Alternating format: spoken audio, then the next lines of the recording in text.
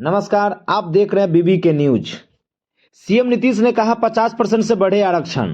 EWS को 10% का आरक्षण तो ठीक है, लेकिन जाति जनगणना जरूरी है।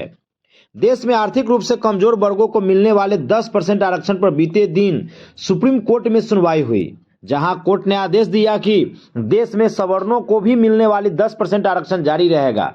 इस फैसले के बाद सीएम नीतीश कुमार ने अपनी प्रतिक्रिया दी। उन्होंने कहा कि ईडब्ल्यूएस को 10% का आरक्षण तो ठीक है, लेकिन बिहार में अगर एक बार जाति आधारित जनगणना हो जाती है तो आरक्षण की सीमा 50% तक बढ़ाया जा सकेगा, जिससे आबादी के आधार पर लोगों की मदद दी जा सकेगी।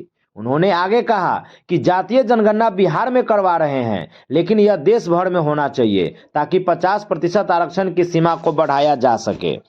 बता दें कि बिहार सरकार पूरे प्रदेश भर में जाति आधारित जनगणना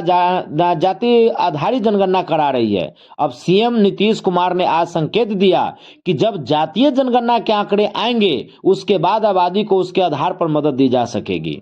सीएम नीतीश कुमार ने कहा कि बिहार के जैसा ही जातीय जनगणना पूरे देश में होनी चाहिए। बता दें कि नीतीश कुमार पहले भी केंद्र सरकार से जातीय जनगणना कराने की मांग कर चुकी है।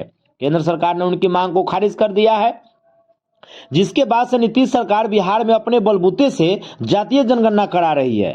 ऐसा नहीं, अब यह देखना अहम हो जाएगा कि जब आखिरी सामने में जब रिजल्ट सामने आएंगे तो उससे अलग अलग जातियों के लिए आरक्षण सीमा किस तरीके से बढ़ाई जाएगी। साथ ही यह भी देखना दिलचस्प होगा कि आरक्षण की सीमा 50% से अधिक कहां तक जाती है। अब इस पर राजनीति भी शुरू हो गई है। बिहार के राजनीतिक पार्टी में अलग अलग रिएक्शन है। किसी ने इसका भरपूर समर्थन किया है तो किसी ने कहा कि इसकी जितनी भागीदारी